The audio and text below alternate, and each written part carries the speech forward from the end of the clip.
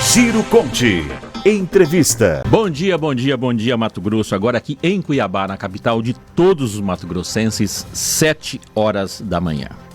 Através das emissoras do Grupo Conte espalhada pelo estado, forma-se nesse momento a maior rede de comunicação, integrando mais de 2/3 das cidades de Mato Grosso. Nesse momento, todas as emissoras do Grupo Conte estão unidas a serviço da boa informação. Dentre elas, a 88.5 de São José do Rio Claro e a 96.3 de Cláudia. Está entrando no ar seu programa Giro Conte. Eu sou João Edson, estou na companhia de Joair Oliveira na técnica, Luiz Furlaneto nas câmeras, produção e direção jornalística de Joana Mundel, reportagem, comentários e análises, Patrícia Xavier, Laurindo Neto. E hoje, especialmente, temos uma entrevista aqui muito especial e já vamos começar com a entrevista. Ciro Conte, entrevista. A gente está tendo a felicidade, né? É sempre uma alegria enorme receber aqui no nosso programa o ministro da Agricultura, né? O ministro do MAPA, Carlos Favro, senador para o Mato Grosso e ministro. Favro, é sempre uma honra para a gente recebê-lo aqui. Bom dia. Bom dia, João. Para mim que é uma honra, muito feliz de poder estar aqui de volta, falar com os microfones da Conte. E falei antes do programa entrar no ar, para mim, é o programa que mais admiro do rádio mato-grossense, pela abrangência, pelo conteúdo, pela forma que a gente pode falar descontraído, prestar conta do serviço prestado. Portanto, estou muito feliz, estava até com saudade de vir aqui bater um papo com vocês e com os ouvintes da Conte. A gente está sendo privilegiado, né, equipe? Primeira entrevista depois do Plano Safra, né? Primeiro. E na madrugada da primeira votação da reforma tributária, né? Tributária. Estava em Brasília ou já estava aqui? Estava em Brasília. Eu voei na noite, quando eu estava voando, a votação estava em curso. Quando pousei aqui em Cuiabá, recebi a mensagem da votação do primeiro turno dos 382 votos. Isso, né? Foi uma votação expressiva. Uma votação muito expressiva, né? O Brasil esperava isso, né? Sim. Os brasileiros esperavam isso. Alguns que talvez não entendiam a importância de uma reforma, mas no fundo todo mundo sabe que o Brasil tinha um emaranhado de legislação que tirava a competitividade, distorções históricas que faziam os mais humildes pagarem mais impostos do que os mais afortunados. Como que pode no Brasil quem compra uma lancha, né, de lazer ou um avião não pagar imposto, Isso. mas para quem vai comprar um sapato mais humilde, um tênis, pagava mais imposto. E não fazia sentido isso. Então, acho que um dia histórico que o Brasil vai sentir nos próximos anos o reflexo positivo desta aprovação. E eu já falei aqui da questão da reforma, até porque eu acompanhei aqui do Estado, né, a reforma fiscal do Estado. Reforma tributária é um negócio interessante, né? Todo mundo quer que faz, mas não dos outros. Isso mesmo. Então eu sou a favor desde que não mexa comigo, com meus privilégios. Eu estou com os privilégios aqui, isso aqui você deixa, mas o dos outros eu não concordo. É muito importante não mexer, porque onde já se viu isso? Em primeiro turno foram 382 votos a favor e 118 contra. No segundo turno, 375 votos a favor a 113. E 3 abstenções. Agora pela manhã ficaram os destaques, né, a partir das 10 horas, né, ministro? Mas ontem tiveram 7 destaques que foram todos rejeitados. Eu acho que é muito mais proforme, né? Sim. Se já não passou no primeiro turno, não passa agora de novo. A Câmara cumpriu seu papel, agora a bola está com o Senado. E, pois é, isso que eu ia perguntar. E qual que é a expectativa no Senado? O Senado é mais... O Senado, como que eu vou falar? O Senado, ele tem uma serenidade maior na questão da discussão, né? Até porque vem lá da origem latina que nós temos, da origem italiana, dos senatores, significa senhores, né? Mais responsáveis, brigam menos, né? Mas às vezes, de vez em quando tem um... Mas é uma casa revisora, uma casa de parlamentares já com alguma experiência, mais muitos ex-governadores, ex-vice-governadores, ou de mandatos sucessivos, né? Pode ser até de deputados que se tornam senadores. Então, fica um debate mais calmo, Sim. mais tranquilo, mais objetivo, e tenho certeza que o Senado não faltará ao Brasil na aprovação também dessa reforma. Eu até comentei hoje na abertura do programa aqui, programa de Cuiabá, né? Participo de muitos grupos e a gente não saiu ainda dessa questão do embate político maluco aí, né? Então, de alguns grupos que eu participo aí, o mundo acabou 3 vezes e o Brasil já é comunista. Então, mas essa é uma decisão de Congresso, uma decisão nacional, e ela vai ser lapidada, né? Vai ter modificações para frente. Porque agora ela vai ser regulamentada por projeto de lei. Isso. Então, os ajustes, as definições mais a miúdes serão projetos de leis onde o Congresso vai de novo, então, implementar e certamente com o debate com a população. Sim. Ministro, dentre as narrativas contra a reforma, uma delas foi que o setor do agro iria sair prejudicado. O senhor, sendo ministro da Agricultura, eu queria que o senhor falasse se essa narrativa é verdadeira, ou como fica o agro dentro da reforma. Muito bom. É importante agora a gente ir desdobrando para pacificar no Brasil, para tranquilizar, porque quem é contra, ele tem que buscar uma narrativa, como você falou. E aí, o cidadão comum, o homem do campo que está lá no seu dia a dia, ele não tem obrigação nenhuma de saber os detalhes da lei, mas ele fica aflito. Agora vamos fazer eu pagar mais imposto. Narrativa que não é verdadeira, o texto muito bem elaborado. Há uma isenção, foi aprovada uma isenção total de impostos para produtores que têm a sua atividade com receita bruta de até 3.800.000 e pouquinho. Então, isso compreende 98% dos produtores brasileiros. E depois, aqueles que passarem deste valor de receita bruta de 3.800 e pouco, ele então passa a ser tributado com crédito, débito e crédito, mas com alíquota reduzida, 50% do que será a alíquota. Se a alíquota for, que não está definida ainda, né? Sim. Se for 25%, que é o provável, ele vai pagar 12,5% e ter crédito também de 12,5% daquilo tudo que ele auferir. Outro dado importante, alguns especialistas diziam que a reforma prejudicava o ato cooperativo, e a cooperativa nada mais é do que o produtor, ou empresário, ou profissional liberal na pessoa jurídica, né? Então, o ato cooperativo foi revisado isso, ela continua competitiva, trazendo oportunidades de ganho aos produtores menores através da sua cooperativa. Então, não há nenhum aumento de carga tributária para produtores rurais. Sim. Mas eu quero falar aqui do fator, né? Primeiro, até a gente tinha conversado um pouco antes do lançamento lá do Plano Safra, né? Queria que você falasse um pouquinho desse Plano Safra, que ele é um pouco diferenciado dos outros, né? Em volume financeiro, pelo menos. Exatamente. Bom, João, na verdade, assim, um resumo do que significa o Plano Safra é o slogan do governo do presidente Lula: União e Reconstrução.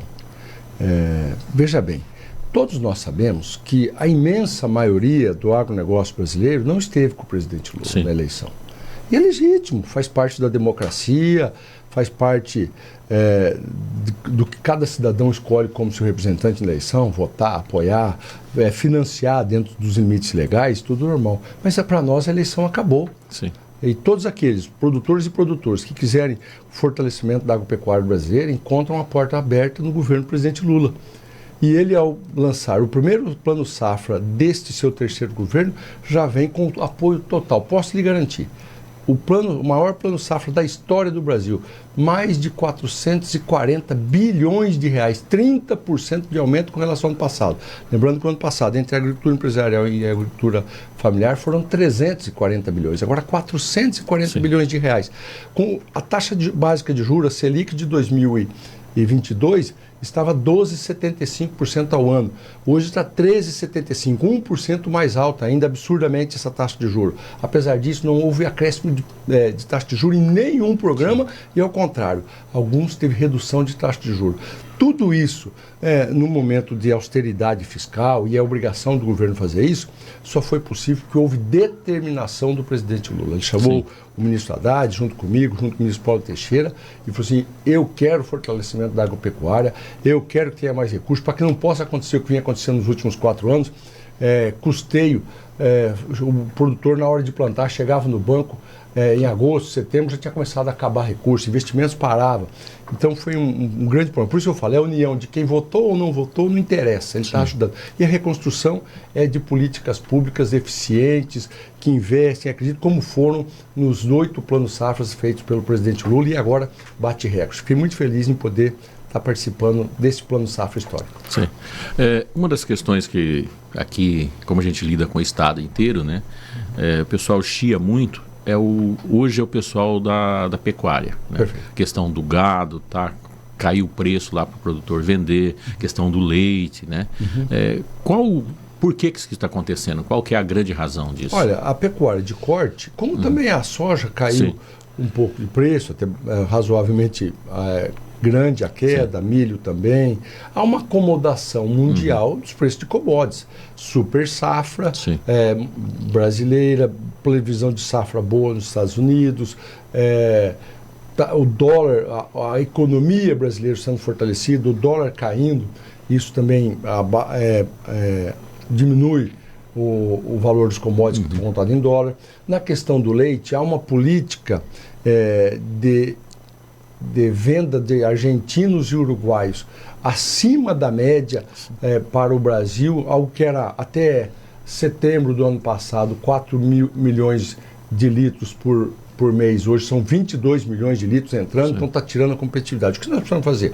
Políticas públicas para apoiar o produtor. Já é determinação do presidente Lula, e nós já estamos, através da Conab, formulando uma política de apoio com garantia de preço mínimo, e com preço mínimo que garanta uma renda ao produtor de leite para comprar leite, transformar em leite em pó, abastecer o PENAI, que é a merenda escolar, com maior volume de leite e derivados de leite, o programa Mais Alimentos, junto com o Bolsa Família, estruturar mais com a presença de derivados de leite para compensar essas quedas do preço do leite e manter o homem do campo e a atividade toda funcionando. Não é diferente também para milho, aqui no Mato Grosso e em todo o Brasil. Acabamos de lançar um programa de aquisição do governo federal de milho, 500 mil toneladas a preço mínimo, aqui em Mato Grosso a R$43 o preço mínimo, acima um pouco de que está o mercado, balizando para cima, não deixando cair mais. O governo voltou a fazer política pública. Está ao lado dos produtores, está ao lado dos menores produtores, mas também, principalmente, ao lado do cidadão, que é o reflexo da economia indo bem. 1 litro de óleo de soja que era R$8 e pouquinho, hoje é R$4. A carne de franga baixou, a carne de bovina baixou, a picanha baixou, a gasolina baixou bastante, o cidadão voltou a comer. Eu não estou vendo mais a fila do ossinho aqui em Cuiabá, graças a Deus, em 6 meses do governo do presidente Lula. E tenho certeza, os produtores, com um bom plano safra, o custo de produção baixou também. O fertilizante abaixou, os herbicidas, inseticidas abaixaram também. O diesel, que impacta tanto diretamente na produção como no frete, também baixou. O conjunto da obra é que o custo da produção vai ser menor e, portanto, se ele está vendendo soja, milho, algodão, boi um pouquinho mais baixo, mas também vai manter a rentabilidade. É uma acomodação natural, mas muito positivo para a economia brasileira. Ministro, o volume do Plano Safra é muito grande, né? O maior de todos os tempos, né? Quase 450 bilhões de reais, isso, né? O Plano Safra, ele é algo vivo, ele vem aumentando. Já está maior que isso, porque antes de ontem o BNDES acabou de lançar mais 50 bilhões de reais para o Plano Safra, o que já está chegando então perto de R$500 bilhão.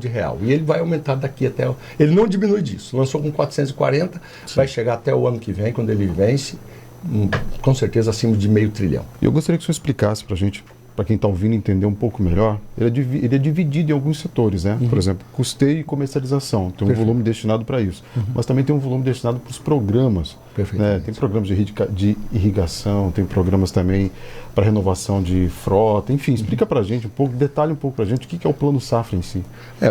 Giro incentiva a produção de alimentos, com taxas de juros, volume de recursos suficiente para fazer o custeio, os investimentos, para que esta agropecuária, que é a fonte da economia brasileira, a principal fonte da economia, vá bem. Basicamente é isso que é o Plano Safra, e nas suas diversas áreas. Nós aumentamos, por exemplo, porque o Plano Safra foi criado lá no governo da presidente Dilma, através do nosso ministro mato-grossense Nery Guerra, só para te dar um exemplo, um programa chamado PCA, Programa de Construção de Armazéns. Por que isso? Porque a gente costumeiramente comemora a safra recorde brasileira, tantos milhões de toneladas de grão a mais. E esquece que, se aumentou a safra, tem que fazer armazém para guardar, senão vai para a rua, vai para o bag, onde fica essa safra brasileira, né? E depois disso, de 2015, 2016 para cá, esse programa foi deixado um pouco de lado e não tinha recurso. Nós voltamos com toda a força, 80% a mais de recurso disponível para armazéns até 6 mil toneladas, armazéns de médio porte para produtores, e 60% a mais de recursos para os demais, qualquer tamanho de armazém. com taxa de juros reduzida, abaixo do que estava anteriormente.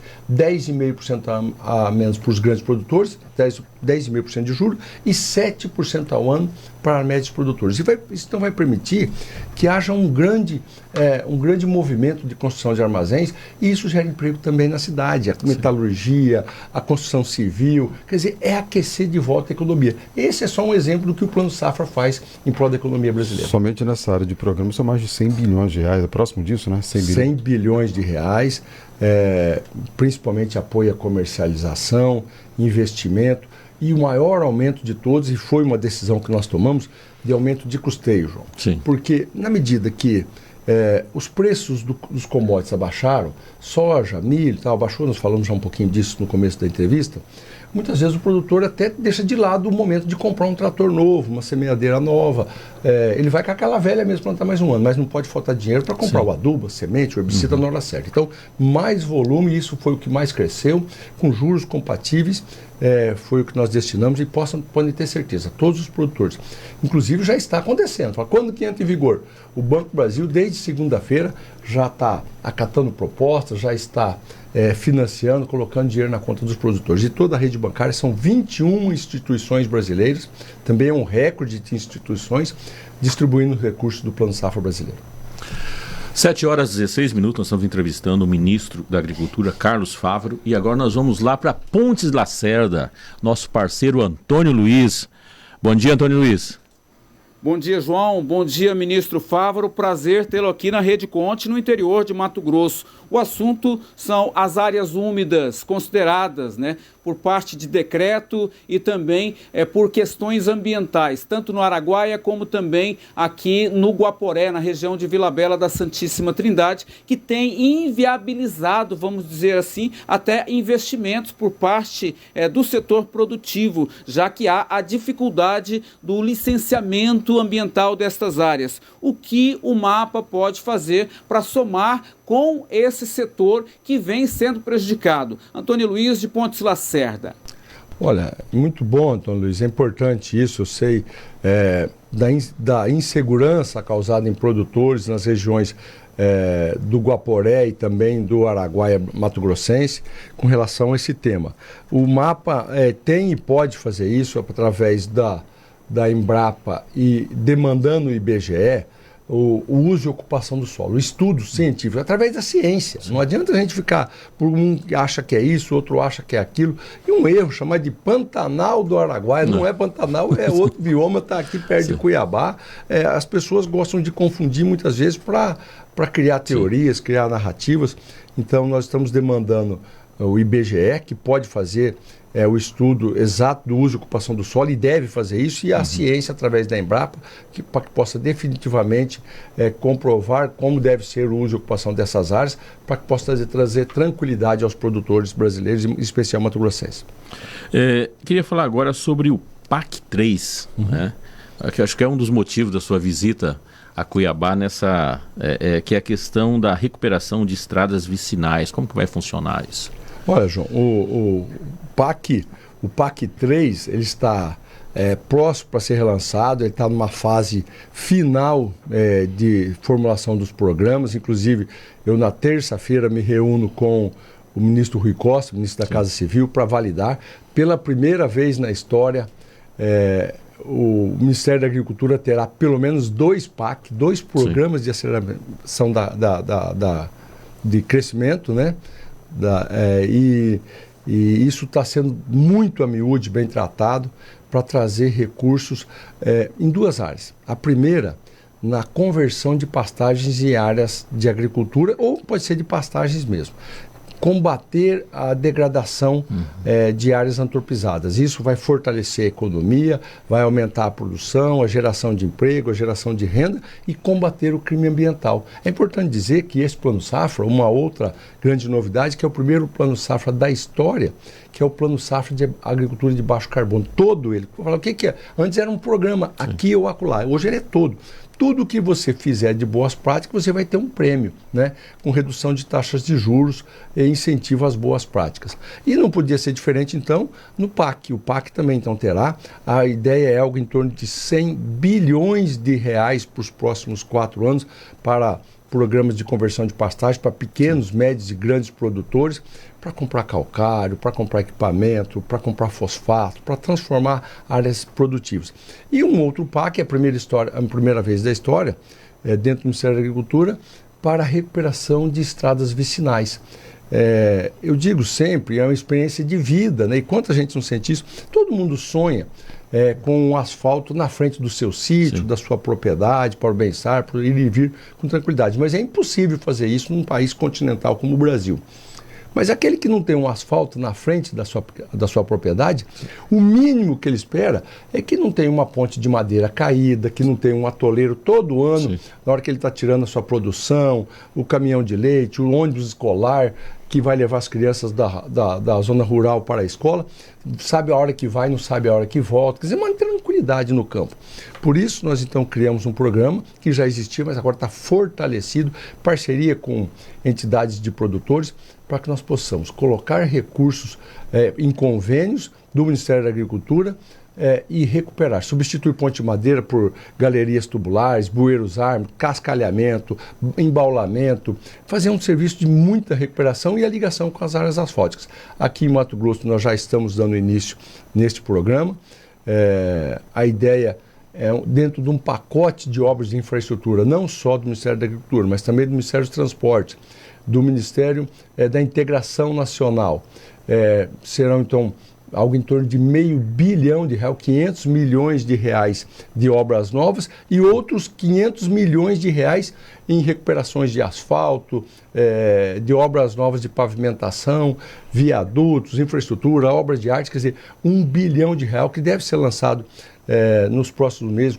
Estamos querendo trazer a presença do presidente Lula, do ministro Renan Filho, do ministro Valdez, para que o Mato Grosso volte ao mapa do desenvolvimento da infraestrutura logística que ficou parado nos últimos 4 anos. Nessa altura o pessoal do Araguaia está perguntando lá, e aqui para a gente, vai sobrar um pouco desse dinheiro? Já, muito bem contemplado, tanto do não pavimentada do Ministério da Agricultura, vários municípios com bom recurso já empenhados, algo que já está formalizado, e também nós estamos, inclusive na segunda-feira, depois de amanhã, a equipe do DENIT Mato Grossense, mais a equipe do DENIT de Brasília, estão indo lá nas comunidades indígenas do Xingu, para fazer uma audiência pública do licenciamento da 242 da 158, andar com esse problema tão esperado, a participação dos indígenas, do estudo do componente indígena, inclusive com as suas compensações, mas a sinalização positiva de que eles são favoráveis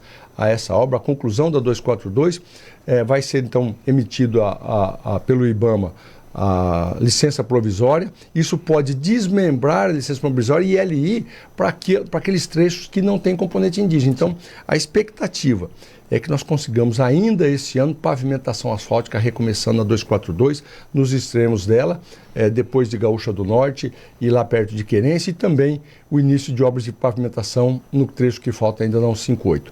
É um sonho histórico isso, eu tenho certeza que vai sair do papel. Agora são 7h24, nós estamos entrevistando o ministro da Agricultura, ministro do MAPA, né? Carlos Favaro, também senador por Mato Grosso. Vou até adiantar um pouquinho o intervalo para a gente ter um segundo tempo um pouquinho mais longo, né? Nós vamos falar de política, tem gente perguntando de fora, tem mais assuntos aqui para ser tratado. Vou fazer um intervalo rapidinho, já estamos de volta. Agora, 7h29 aqui em Cuiabá, você está ouvindo aqui o seu programa Giro Conte, nós estamos entrevistando Carlos Favaro, o ministro do MAPA. Juliana, você ainda tem uma pergunta sobre o Plano Safra. Tenho. Algumas entrevistas atrás, a gente falando sobre os produtores, e o senhor disse que uma das pontas mais frágeis dessa cadeia de produção é a agricultura familiar. Uhum. Aí eu queria saber como os pequenos agricultores familiares estão contemplados, se estão contemplados dentro do Plano Safra. Bom, muito legal, Jana. E estão muito bem contemplados. E depois de alguns anos, se não me engano 6 ou 7 anos, volta a ter um plano safra específico para a agricultura familiar, 77 bilhões de reais, juros de 3% ao ano a no máximo 5% ao ano. A volta do programa Mais Alimentos, que é investimento para os produtores, equipamentos, máquinas. Inclusive, coincidentemente, ontem o presidente Lula assinou com a BIMAC, com o vice-presidente Geraldo Alckmin, que é também ministro do Desenvolvimento, Indústria e Comércio, com o Paulo Teixeira, um programa de retomada do Mais Alimentos, que é uma linha de crédito muito especial para que o pequeno produtor possa comprar equipamentos com taxa de juros reduzido, com longo prazo.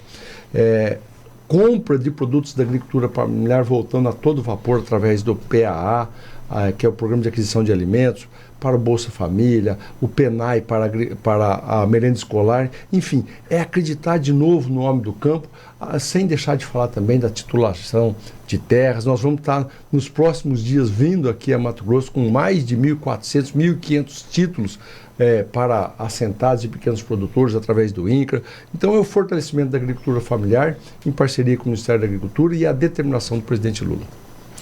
Eu vou falar um pouco da sua agenda aqui esse final de semana, né? Tem inaugura a primeira unidade tecnológica regional da agricultura e pecuária, UTRA, né? Eu tenho que cuidar de falar com esse nome, né? Senão entrar um S aí da UTRA, né? Eles falassem um pouquinho disso. É a descentralização dos serviços do Ministério da Agricultura. Será a primeira descentralizada, será no município de Sorriso, um processo que começou a acontecer lá com o ministro Nery Geller, nosso amigo, também da região. Depois o ministro Blairo avançou com ele e olha como que as coisas demoram na vida pública. E precisou chegar outro mato-grossense lá no Ministério e fazer então essa formalização, levando o serviço público mais perto desta região produtora, o serviço de inspeção, está próximo dos frigoríficos, está por todo o norte do estado será atendido por esta unidade. E na segunda-feira, quando nós inaugurarmos ela, será a primeira descentralizada do estado. Eu já vou lançar também então o processo para criarmos uma descentralizada em Rondonópolis para atender a região sul. E naturalmente, com o passar do tempo e a estrutura, lançamos um concurso público depois de 10 anos sem concurso para médicos veterinários, para engenheiros agrônomos. O concurso já está rodando. Em novembro teremos novos quadros incorporando ao serviço público do Ministério da Agricultura, e aí é possível então pensar para o Araguaia, pensar para as outras regiões do estado de Mato Grossense descentralizadas. Mas é a primeira vez da história que Mato Grosso então terá 2 unidades, uma aqui em Vargem Grande, na capital, e agora uma em Sorriso. O mapa está com bastante investimento no Mato Grosso, né? Eu queria falar um pouquinho do BID Pantanal. Perfeitamente. Que o mapa também vai ter está trazendo recurso para essa área, né? Nós tivemos a felicidade de encontrar uma linha de crédito do BID da ordem de 1,2 bilhão de dólares para o Ministério da Agricultura. Desse valor, algo em torno de 330 milhões de dólares já foram destinados para um programa chamado Agro Nordeste, que visa a regularização fundiária, a capacitação, treinamento, novas técnicas de produzir no Nordeste brasileiro, financiado com esse recurso. Eu propus então ao presidente Lula que o restante a gente pudesse fazer isso dividido em 3 regiões brasileiras. Complementar mais 70 milhões de dólares para o Nordeste, 400 milhões de dólares para o norte do país e 400 milhões de dólares para o centro-oeste. Coloquei um pouquinho de brasa na nossa sardinha. Propus a ele que então 400 milhões de dólares fossem investidos no Pantanal Mato-Grossense e Sul Mato-Grossense. Ele prontamente aprovou, destinou também os 400 restantes para um programa de produção sustentável na Amazônia, especificamente em Pará, onde o Brasil vai receber, em Belém do Pará, vai receber a COP30 em 2025, um grande evento mundial, e esse recurso será então estruturado num programa que vai começar a acontecer a partir da COP com 400 milhões de dólares. Isso é algo em torno de 2 bilhões de reais. E aqui no Pantanal, a retomada do BID Pantanal com 2 bilhões de reais. Mais ou menos 1 bi para Mato Grosso, 1 bi para Mato Grosso do Sul. Esse programa então foi relançado. Nós vamos ter que fazer agora a carta consulta ao BID. Isso demora alguns meses para a gente elaborar e protocolar no BID, vai para Washington. Eles aprovam a carta consulta, a gente aprova então no Senado Federal essa linha de crédito para o Brasil, que vai doar para o Mato Grosso e Mato Grosso do Sul em políticas públicas, e a partir daí serão 6 anos para a implementação dessas políticas que nós vamos validar com a população mato-grossense. No caso do Mato Grosso, todos os municípios da região do Pantanal serão beneficiados, inclusive Cuiabá?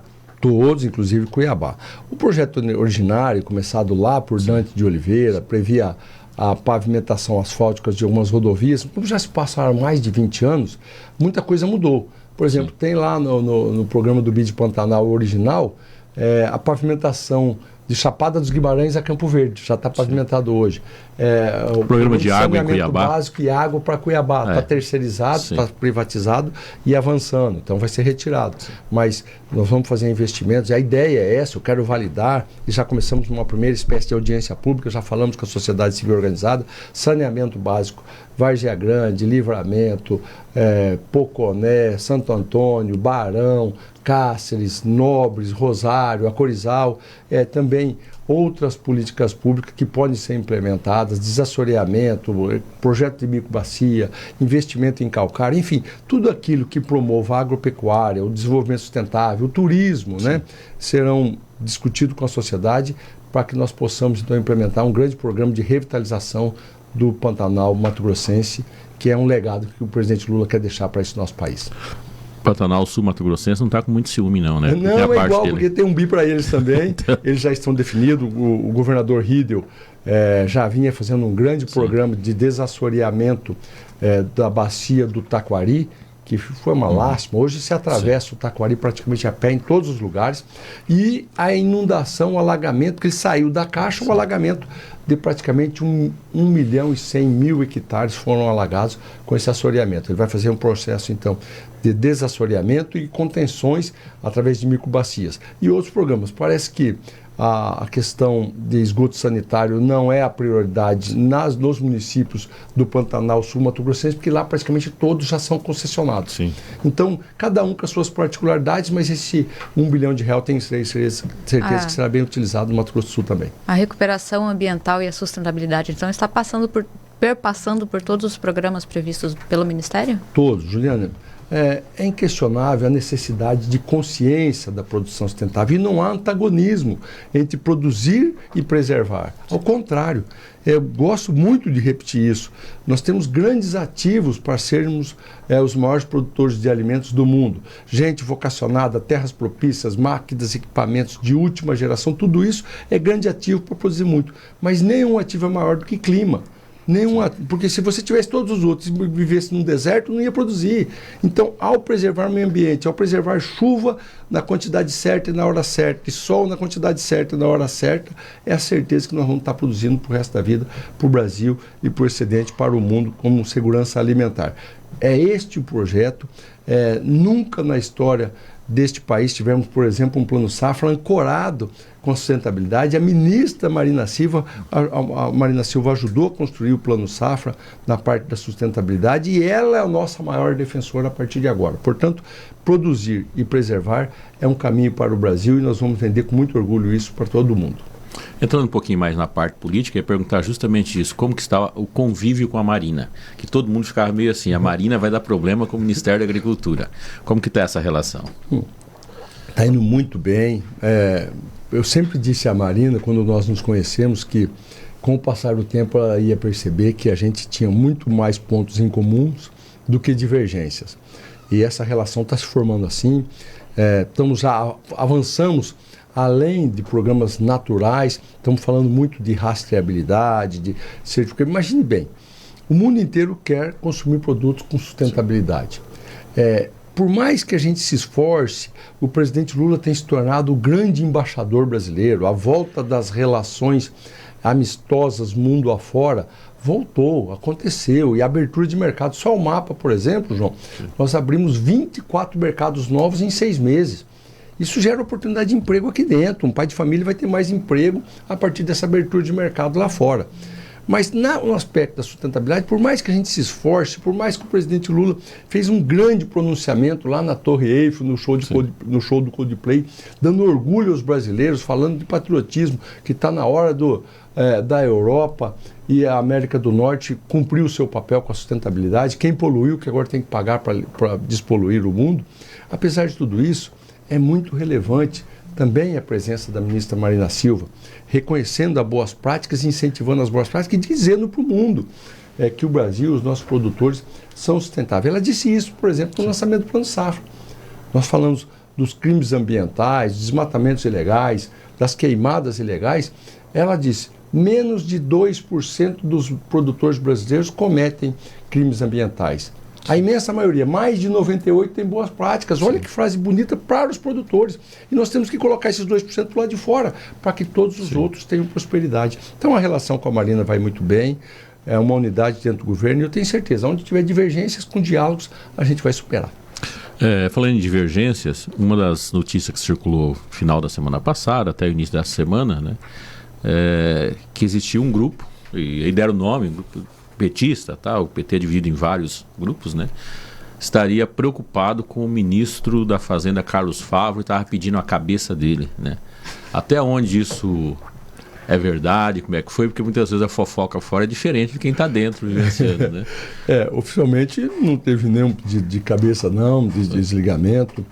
É óbvio que pode haver algum descontentamento.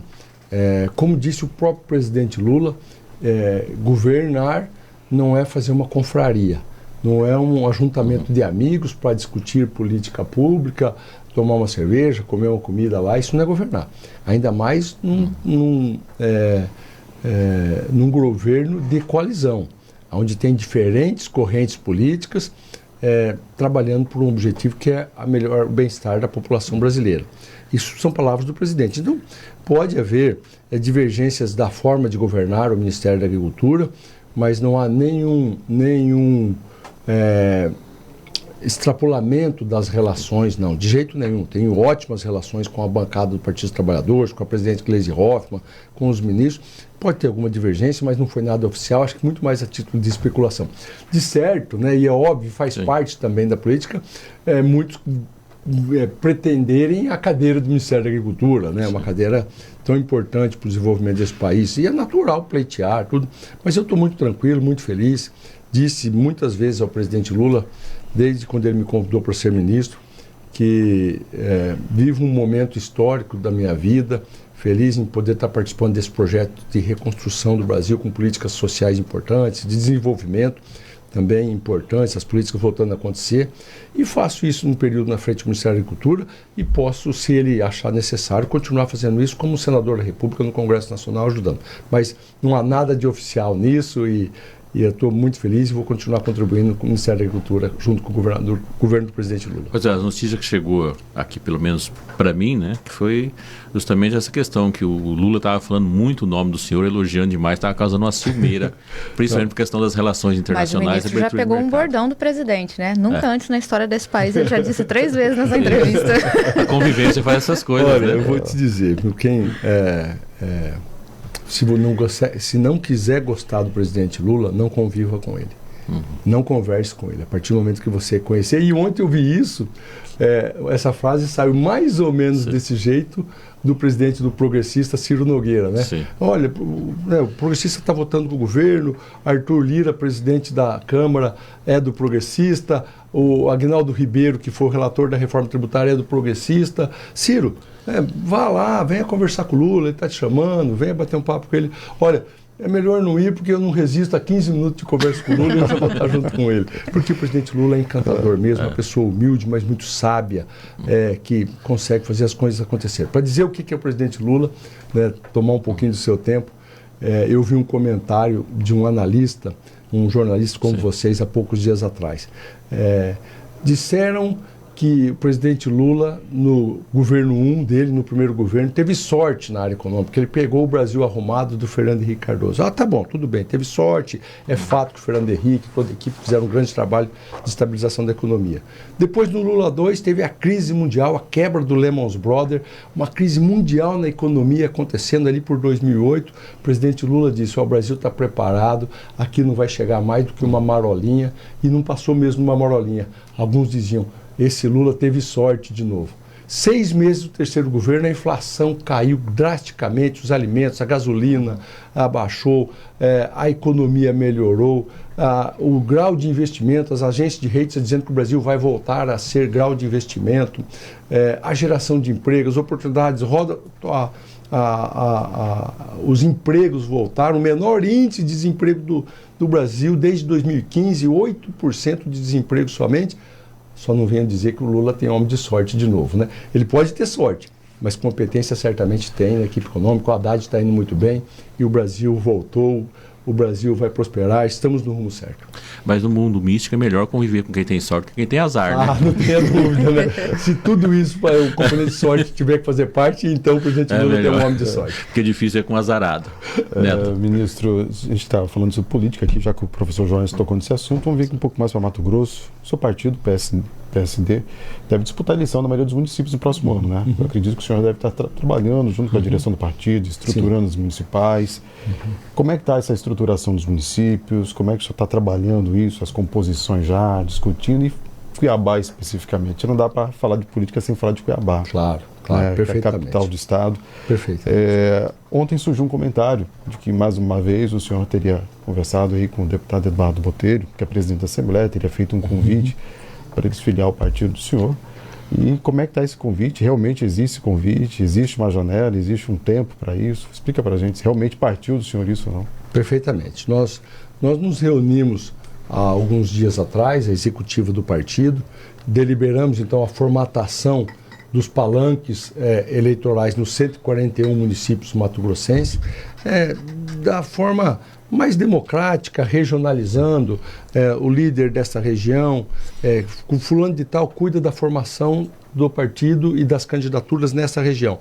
Mas nesta região eu tenho lá 2 prefeitos que me apoiam, tem um grupo que... Então tá bom, vocês juntos definem lá. Assim foi deliberado e dividido 131 municípios dos 141 dessa forma.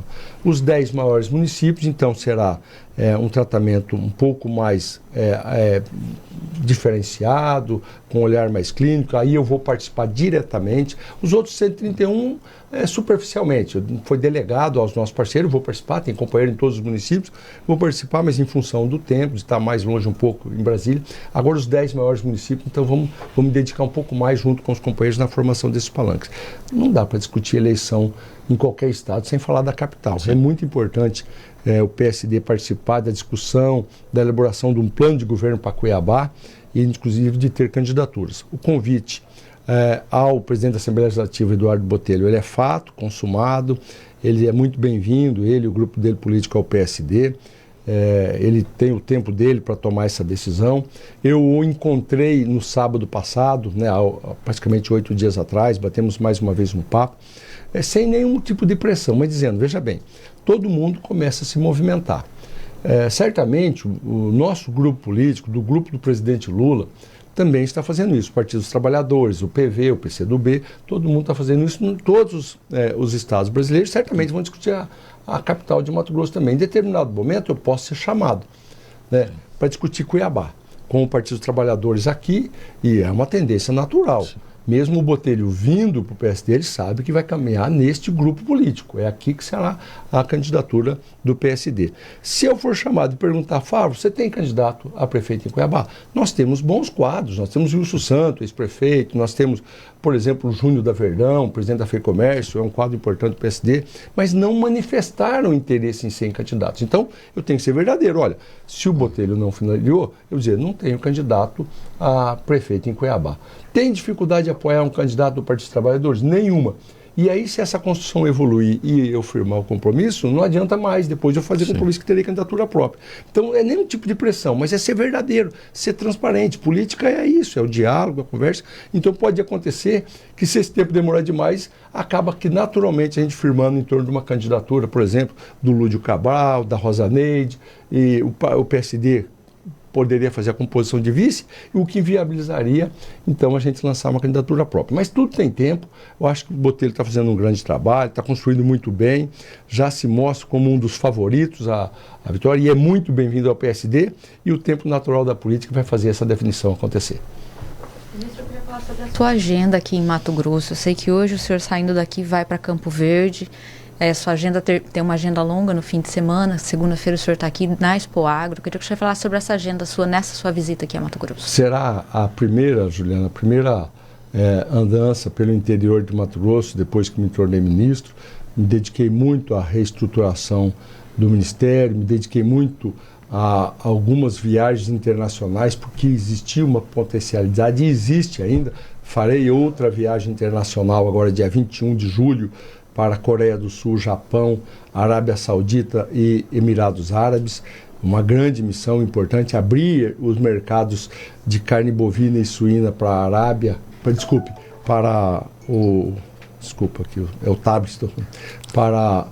o Japão e a Coreia, mas a gente não pode esquecer a nossa terra, os nossos eleitores, o interior do nosso estado. Então agora eu recomeço intercalando essas agendas. Brasília, o Brasil todo, algumas viagens internacionais, mas o interior de Mato Grosso.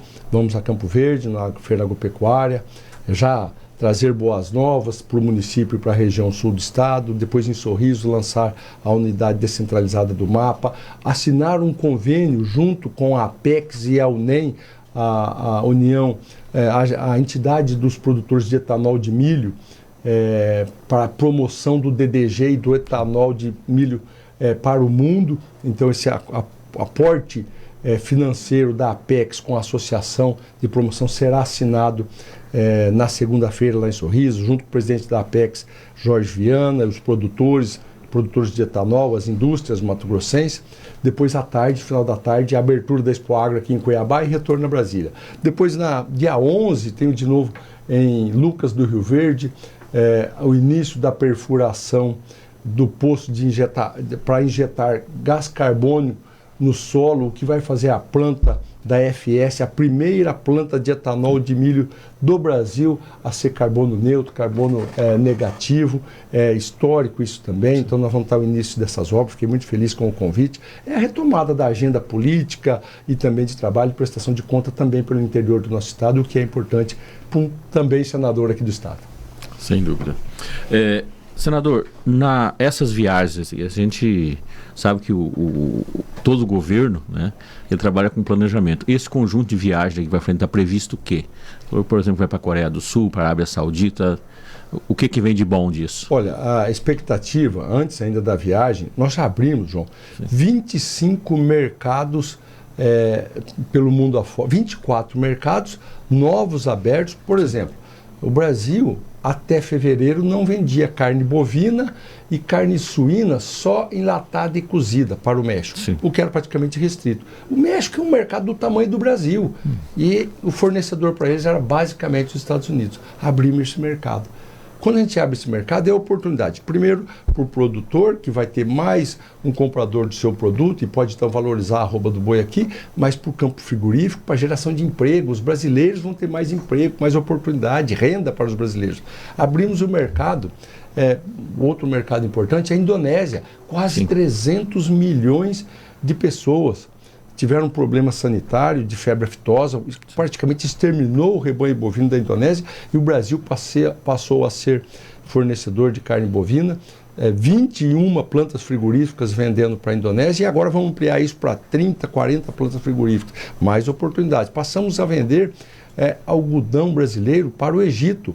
O Egito é um grande comprador? Não, mas todo mundo sabe a importância, o reconhecimento do melhor algodão do mundo é o algodão egípcio. Sim. Se o Brasil exporta para o Egito, significa que nós temos a equivalência, temos o melhor algodão do mundo. Portanto, aí com isso, nós podemos vender algodão para o mundo todo. Isso já aconteceu.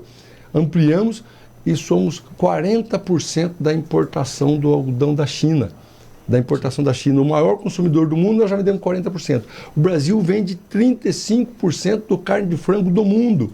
E o USDA, que é o Ministério da Agricultura dos Estados Unidos, já está prevendo que o Brasil vai vender 42% a 43% do frango do mundo, porque é um dos 4 países do mundo que não tem gripe aviária em granjas comerciais, e nós estamos conseguindo manter esse status com muito trabalho, com muita dedicação, com estado de emergência, combatendo, que já chegou gripe aviária em ave silvestre no Brasil, mas não chegou, já tem 10 anos dessa crise sanitária. Sim. O Brasil consegue se manter fora desse status.